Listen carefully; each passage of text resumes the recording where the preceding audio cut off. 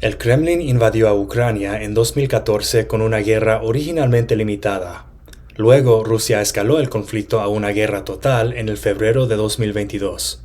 Mientras que la mayoría de los rusos han permanecido en silencio y en casa, los libertarios rusos han denunciado en voz alta la guerra de Putin como un horrible crimen contra la humanidad.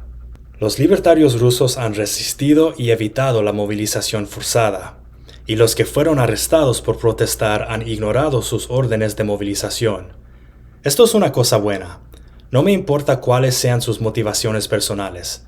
Cada ruso que evita el campo de batalla es un ruso menos que matará a ucranianos. Recientemente, algunos libertarios rusos hicieron un excelente documental en su idioma nativo sobre cómo muchos libertarios estadounidenses descarriados cayeron en un agujero negro ideológico para apoyar a Vladimir Putin.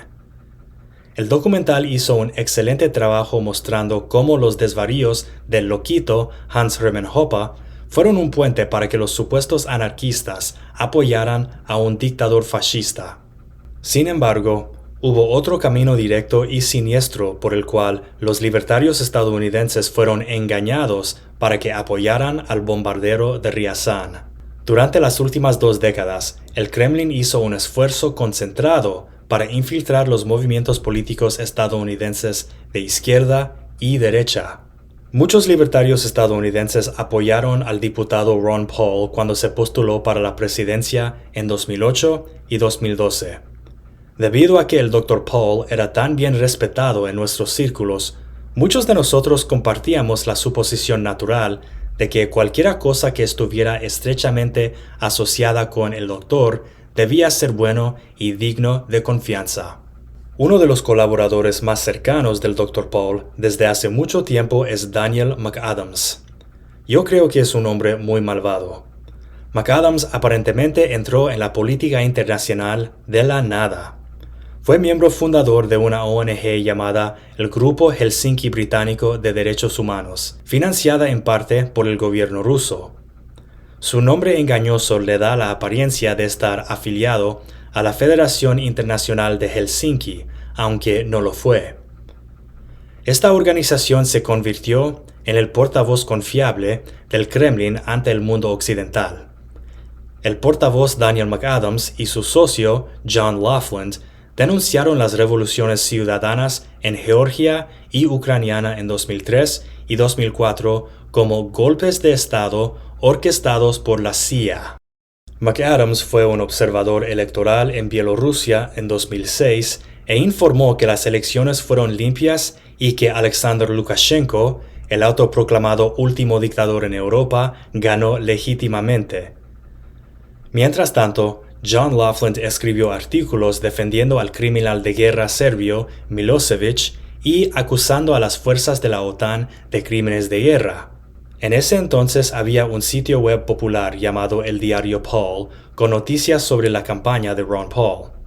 Imitándolo, McAdams creó un blog llamado El Diario Putin, donde elogió al carnicero de Chechnya como un hombre bueno y con el que el ciudadano común se podía identificarse. Después del intento fallido de Ron Paul por la nominación presidencial republicana en 2012, Daniel McAdams fundó el Instituto Ron Paul para la Paz y la Prosperidad. Este falso grupo de expertos denunció la Revolución Ciudadana de 2013 en Kiev como otro golpe de la CIA, y luego afirmó que las invasiones rusas de Crimea y el Donbass fueron levantamientos ciudadanos orgánicos contra un gobierno neonazi instalado por Estados Unidos. Hoy este falso grupo de expertos culpa a la OTAN y a Zelensky por la guerra en Ucrania y defiende que el Kremlin actúa en defensa propia. Pero había otra vía de infiltración. María Butina, actualmente diputada del Parlamento ruso, era la Mata Hari del Kremlin en Estados Unidos. Se infiltró en los círculos conservadores estadounidenses y utilizó su sexualidad para influir a políticos y donantes para que apoyaran la política exterior de Putin.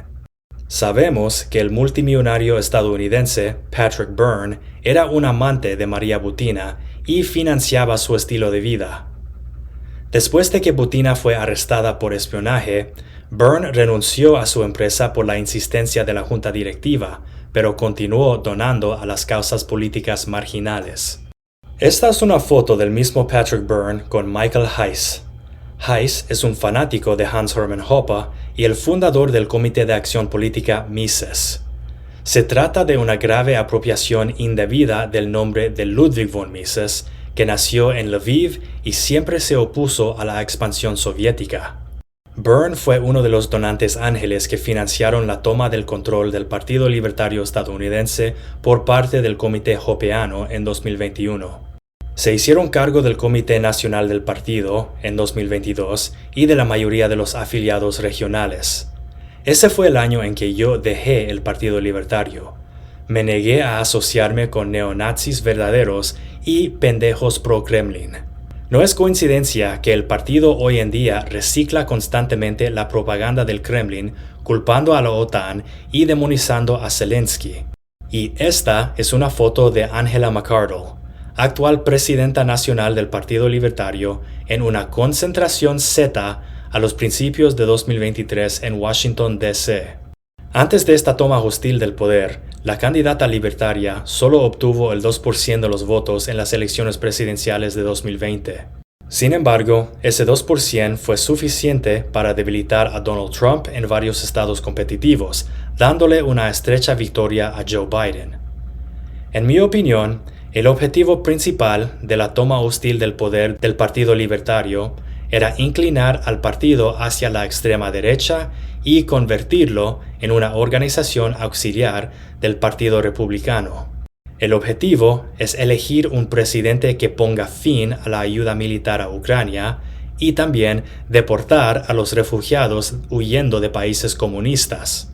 Bajo el liderazgo actual, el Partido Libertario perdió el acceso a las urnas en muchos estados competitivos y ya no será una amenaza para Donald Trump en 2024. Gracias a Dios que Trump enfrenta cargos penales por intentar robar las elecciones, entre otros crímenes que él cometió, porque el Partido Libertario ya no está en una posición para protegernos de un aspirante a dictador como lo hizo en el año 2020. Como puede verse, no fue simplemente la filosofía de la extrema derecha lo que hizo que muchos libertarios estadounidenses apoyaran a Putin. El Kremlin infiltró deliberadamente el movimiento libertario estadounidense. Por eso, muchos de los que abandonamos el partido hoy en día apoyamos activamente a Ucrania, así como lo hace Javier Milei. Entendemos que los ucranianos están luchando por la liberación de todos de la violencia del Kremlin y su dictador, que hasta hoy lamenta la caída de la Unión Soviética. Gracias por tomar el tiempo para ver a este ensayo. Para aprender más sobre la corrupción de la familia de Ron Paul, puedes ver este otro video sobre el senador que fue a la cárcel por Ron Paul.